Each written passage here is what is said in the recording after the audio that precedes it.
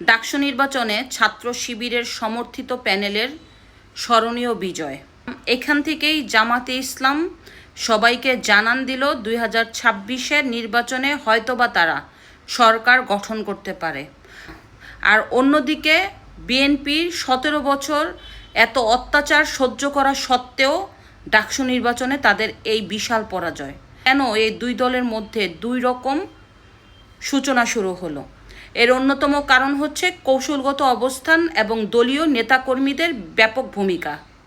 দেখেন 2024-এর গণ অভ্যুত্থানের পরে বিএনপির নেতাকর্মীরা তারা তাদের দলের কথা চিন্তা না করে নিজেদের স্বার্থে পুরো বাংলাদেশব্যাপী দখল বাণিজ্য, চাঁদাবাজি, সন্ত্রাসী কর্মকাণ্ডে আস্তে আস্তে জড়িয়ে পড়ে। আর অন্যদিকে জামাতে ইসলাম খুব কৌশলগতভাবে সরকারের উচ্চপদস্থ কর্মকর্তায় জামাতে ইসলামের লোকজন নিয়োগপ্রাপ্ত করেন, যার কারণে জামাতে ইসলাম ধীরে ধীরে স্কুল, কলেজ, ভার্সিটি, সচিবালয়, বিচার বিভাগ দখল করা শুরু করে।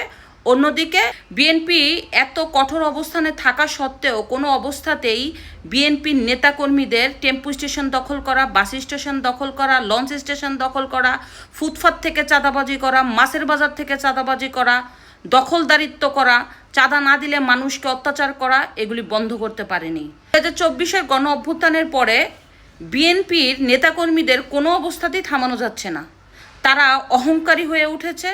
তারা নিজেদেরকে মনে করতেছে আগামী সরকার গঠন করবে।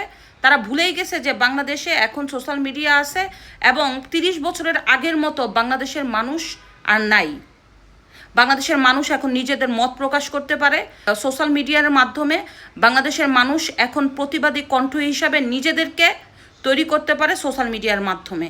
তাই এই জায়গাগুলি চিন্তা না করে বিএনপির নেতাকর্মীরা যেভাবে বিএনপিকে ডুবাইছে, সামনে আরও ডুবানোর পালা। এখন যদি বিএনপি সতর্ক না হয়, এখন যদি বিএনপি 2026-এর নির্বাচনকে ঘিরে তাদের কঠোর অবস্থানে না যায়, তাহলে বিএনপি কোনো অবস্থাতেই সরকার গঠন করতে পারবে বলে আমাদের মনে হয় না। বিএনপির উপরে মানুষের প্রত্যাশা দিন দিন কমে যাচ্ছে। কিন্তু সব দলই কিন্তু চাঁদাবাজি করছে, সব দলই কিন্তু দখলদারিত্ব করছে, সব দলই কিন্তু সন্ত্রাসী কর্মকাণ্ডে লিপ্ত।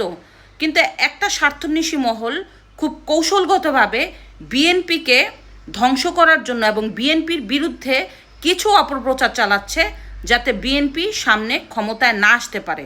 আর এই স্বার্থন্বেষী মহলটাকে কে পালছে, কারা পালছে, কাদের এজেন্ডা বাস্তবায়ন করার জন্য ওরা বিএনপির বিরুদ্ধে, এবং বিএনপির বিরুদ্ধে আমি বলবো না, মুক্তিযুদ্ধের বিরুদ্ধে এবং উঠে পড়ে বসেছে, এটা সময় আসলেই বোঝা যাবে। বিএনপিকে আরও কঠোর হতে হবে। নিঃস্বার্থে কোনো নেতাকর্মীরা যাতে এখন থেকে আর জনগণের উপরে জুলুম করার কাজগুলি করতে না পারে।